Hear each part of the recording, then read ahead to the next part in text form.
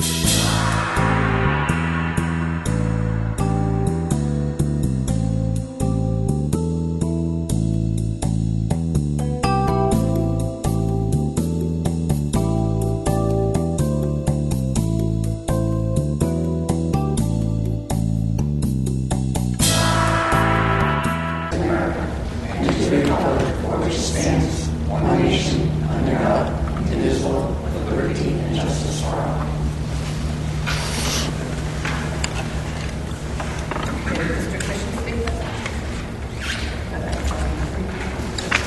mission of the Exeter West Greenwich Regional School District is to empower students to contribute to school and community by providing substantial learning experiences in a safe, trusting, and motivating environment. Thank you. Okay, open forum. If there's anybody in the audience that would like to speak to the committee on something that is not on the agenda, you may do so now. Okay, thank you. The consent agenda.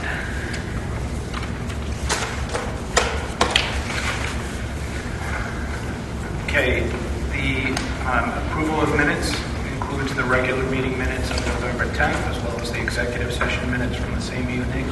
We have one appointment for the position of winter sports supervisor. That is Timothy Burns. He's in the audience. And he is actually a student teacher for us at the high school at this moment in time. One correction is that all of his paperwork is in. Okay, so that pending receipt, we have received everything. We also have our monthly bills and one new and one returning family who have gone through the homeschool process and are requesting homeschooling for the current school year. That's it. Okay. Anybody got anything pulled? Any questions? Can I have a motion? I'll make a motion to accept the consent agenda. Second. All in favor? Aye. Opposed? Abstentions? Motion carries. Congratulations, that was it. You're hired. Welcome. That's excellent. And feel free to leave. we Certainly won't be stay, offended. but we won't be offended. We won't be offended. As long as you're not helping with Thanksgiving dinner to do something tonight. Okay, new business. We have the 2016-17 high school program of study.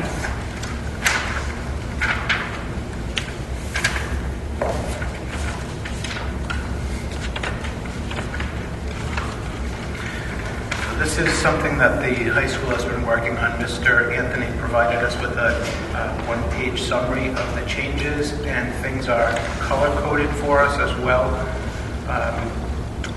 Several of the new courses that are listed have already come to school committee for approval. In fact, we had most of them at the last meeting. At the next meeting, when Marie is present, she will have the remainder of those courses for approval, formal approval. And then there are some courses that are being removed. Most of them are in the arts department, and that's because of the revamping of the title of their courses, and then a few others.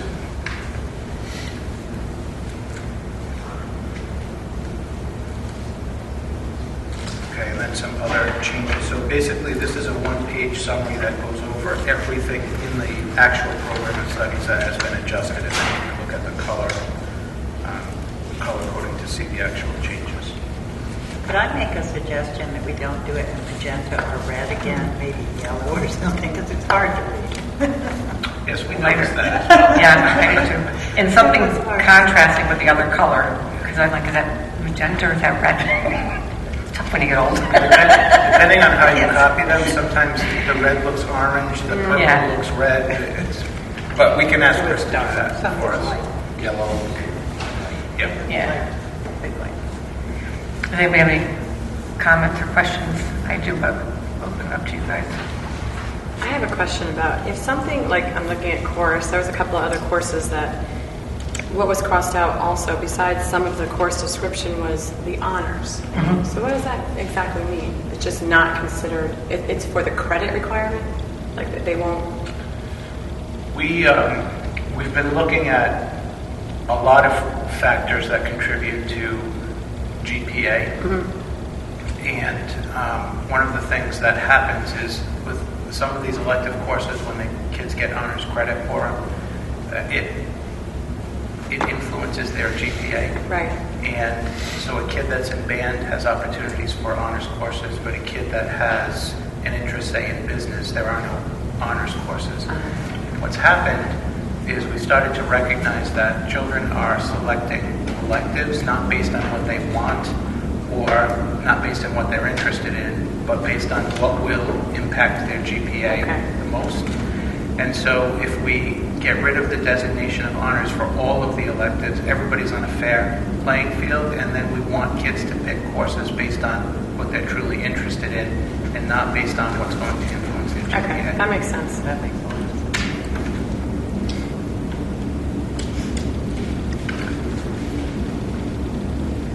I have a couple of comments. Are you all set? Okay. On the modern languages. So I do have a problem with eliminating honors for French 3 and Spanish 3.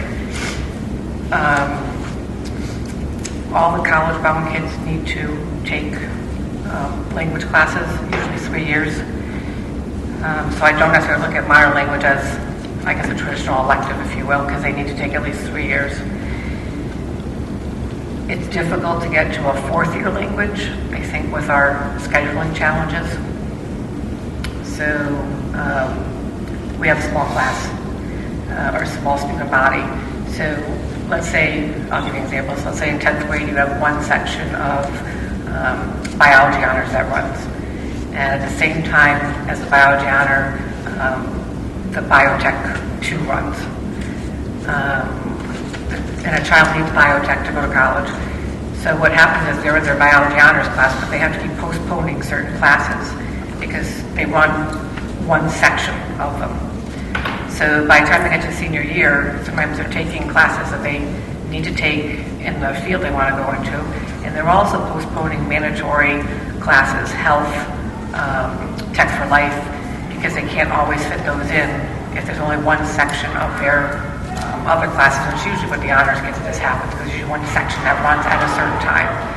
So these kids can't always get to an honors level, fourth level language, if you will. So colleges want rigor, and if they don't get to the fourth level language, they're not going to be able to show rigor in their language.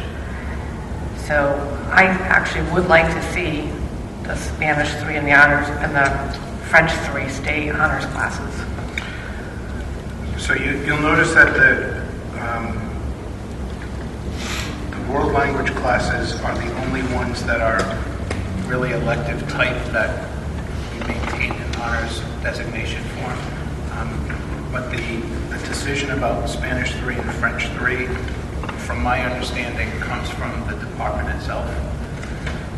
And they were looking at the rigor of the courses and the actual difference between what they were running for Spanish 3 and Spanish 3 honors, French 3, French 3 honors.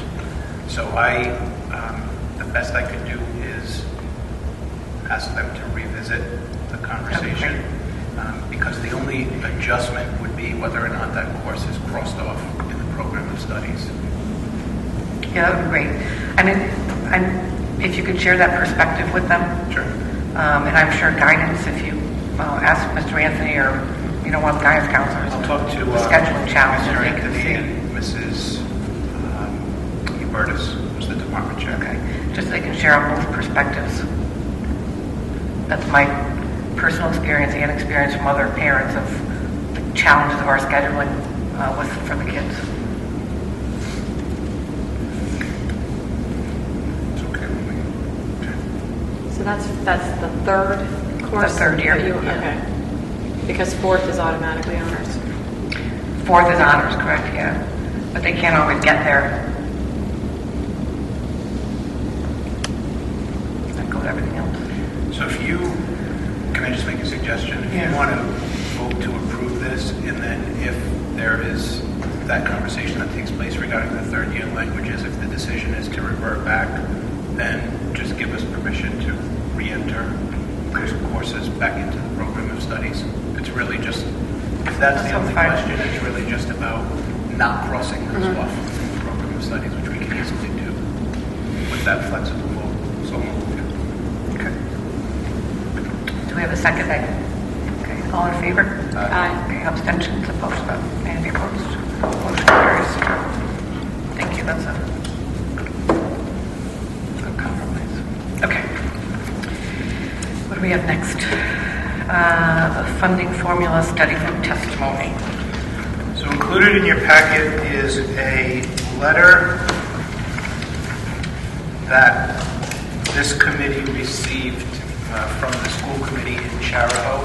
Charahoe is also a regional school district, and we know that the committee studying the funding formula is underway. So they crafted this letter, and they sent it to the regional school district superintendents.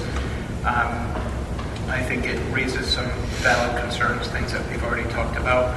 So in anticipation, of course, you could decide not to send it, but I think the issues are relevant to us as well. So I had Robin type a letter presuming that we would possibly agree to send it, and then it's ready to go with signature if you guys want to follow suit with what Charahoe did. And did the other two school districts also send them? I spoke with Mario Andrade. He's Bristol Warren. I spoke with him on, let me just see what day it was, Thursday of last week. He doesn't have a school committee meeting until after Thanksgiving, but it's on his agenda for his next meeting as well. So that would be Barry Ritchie from Charahoe, us, Mario, and Connie Gansett. I did not speak to Michael Barnes yet, but 3 of the 4 of us now have put it on the agenda. I would assume that we're all going to send something because It makes sense. yeah. Okay. Any further questions? Motion? I'll make a motion to send the letter. Second. Okay. All in favor? Aye. Okay, motion carries. That way. Okay, preliminary park assessment results release.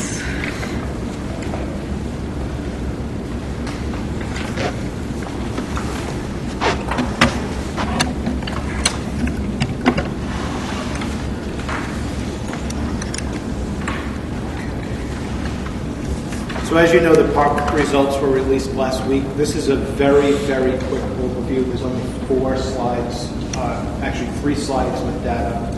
And then on December 9th, I started to publicize a community forum on the more intense analysis of the park results. And it will be a district-wide event that we're going to hold at Metcalf School. So this is just kind of a preview, and it reinforces some of the things that have been in the newspaper, but I think there's some perspective here that will give a little bit more information. So starting at Metcalf, what I've done is broken this down by grade level. These are the percentage of students at Metcalf, the middle column, who received a score of 4 or 5, which is considered proficient or better in reading. This is the top chart. And then you have the opportunity to compare that to the state percentage of students who received level 4 or 5 in reading. So for example, in grade 3, we are 4 percentage points ahead of the state, 7 percentage points in grade 4, even with the state in grade 5, 6 percentage points higher in grade 6. And then in math, there's a number that's missing there, but that is a 26. I'm going to fill that in. That's a 26 as well. In math, grade 3, 61% of our children are proficient compared to 36% at the state level. That's a pretty massive difference. Grade 4, 26% at the state compared to 38% locally. Grade 5 and 6, both at 43% proficient, and statewide is 26% proficient. So we far surpassed the state percentage of students who met proficiency levels in math, more so than English, which is what I expected to happen, because the reality is the more significant changes between the old set of standards and the Common Core standards are in ELA. I can send this to everybody. Cheryl. Oh, I'll just okay. forward a copy. Like when I go sit down, I'll forward a copy. to I saw everybody the so you paper, have but it. this is a little more, it's by grade level. Yes. So that's I'll send it to you. Okay. thanks. Okay. Next is the junior high school. So I did the same thing, grade 7 and 8. Grade 7 for ELA, 58% of our kids proficient, compared to 39% at the state level. And grade 8, 56% of our students were proficient, compared to 35% at the state level. And this, what's in red there, is not about the district, the actual schools. So of all the junior high school, middle schools in the state of Rhode Island, the junior high school was ranked 8th in terms of kids who met proficiency in ELA. In math, 49% of our children were proficient in grade 7 compared to 25% at the state level, and 47% in grade 8 compared to 12% at the state level. So for math, our individual school is ranked 7th among all public middle schools in the state of Rhode Island. So in actuality, our relative rank in the state on this test is better than our relative rank in the state on the NECAP assessment.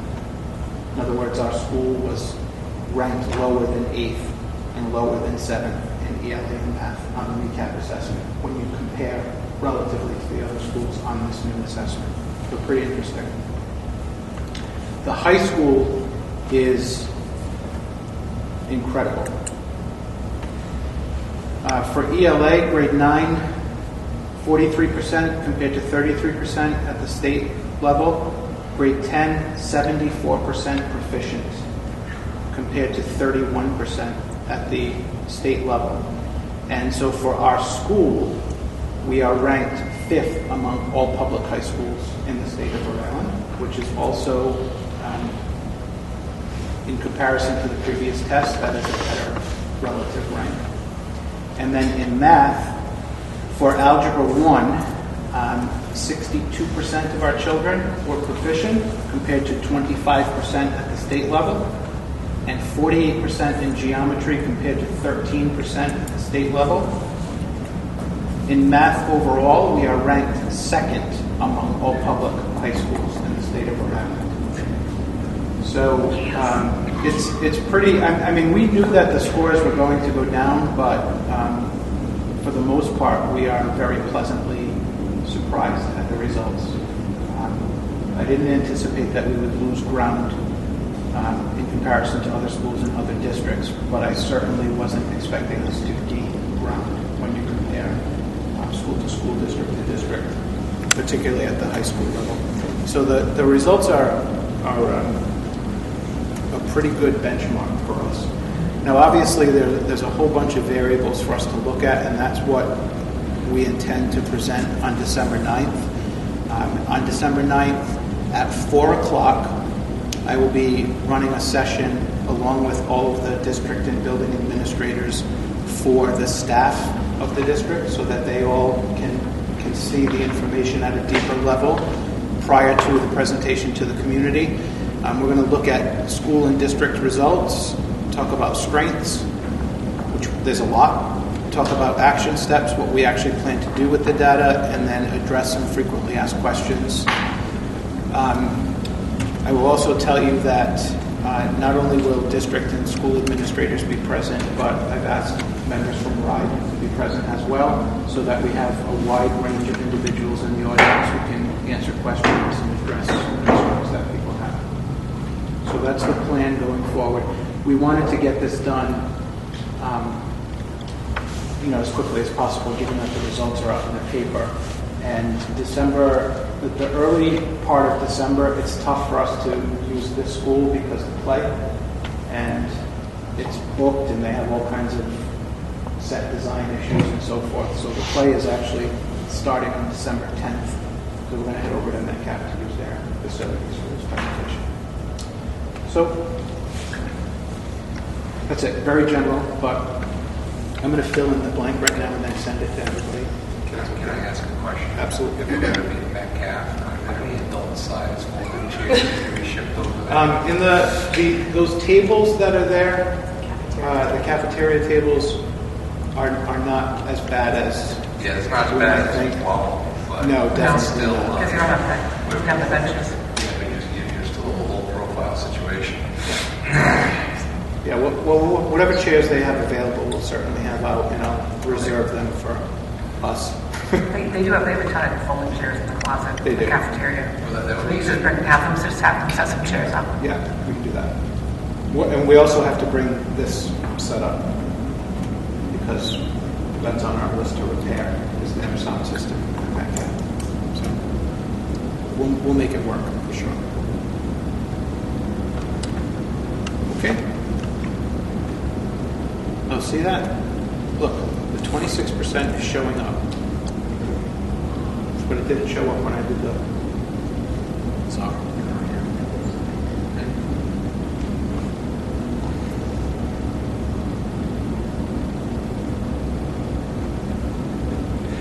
It's not cooperating.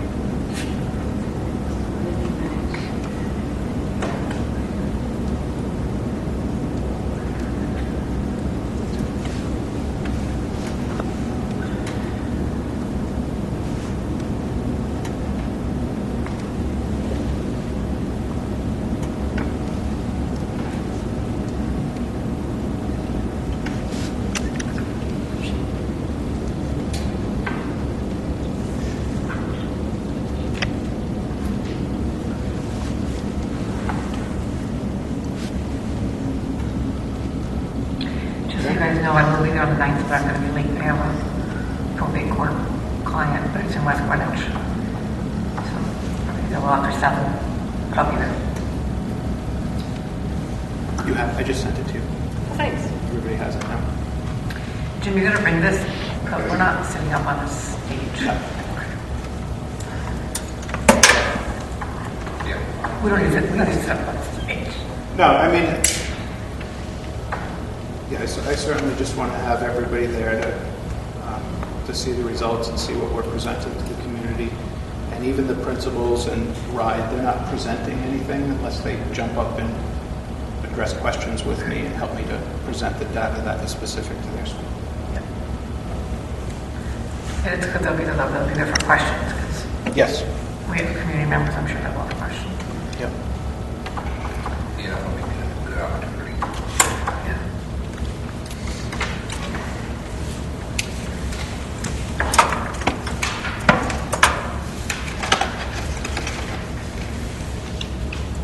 Thank you, Jim.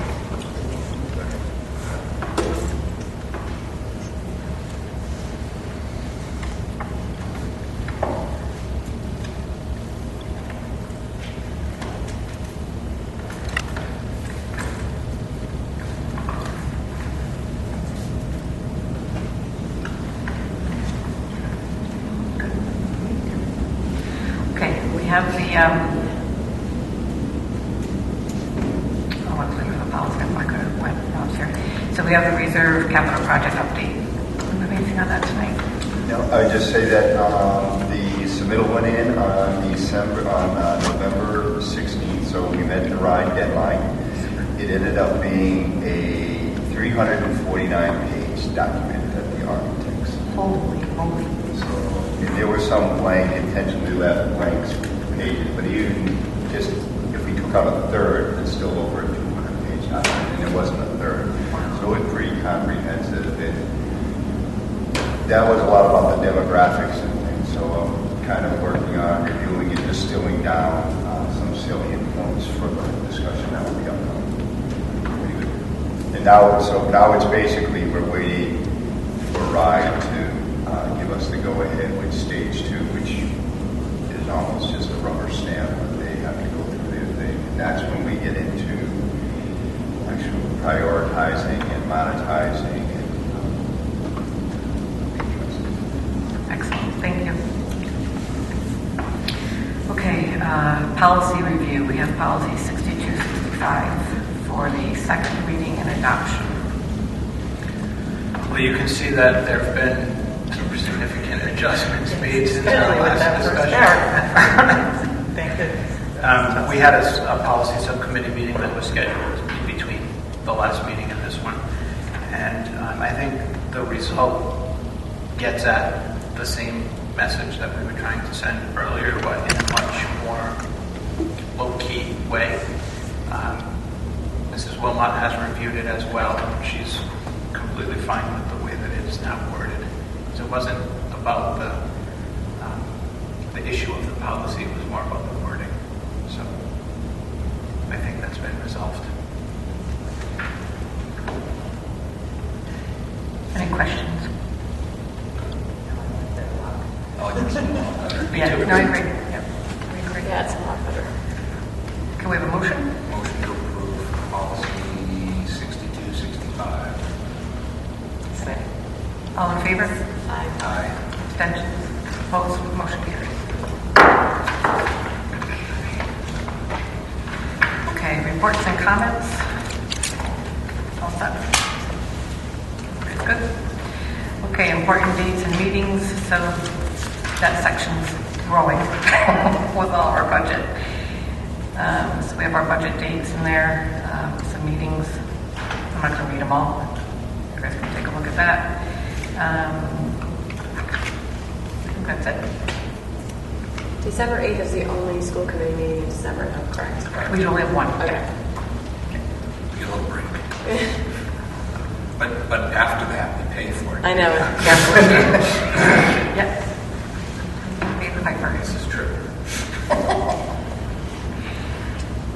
Okay. We don't need another executive session. Briefly under B. Okay. Can you put us into Sure. executive session under B? negotiation. Okay. I make a motion that we go into executive session under B 42-46-5A2 CBA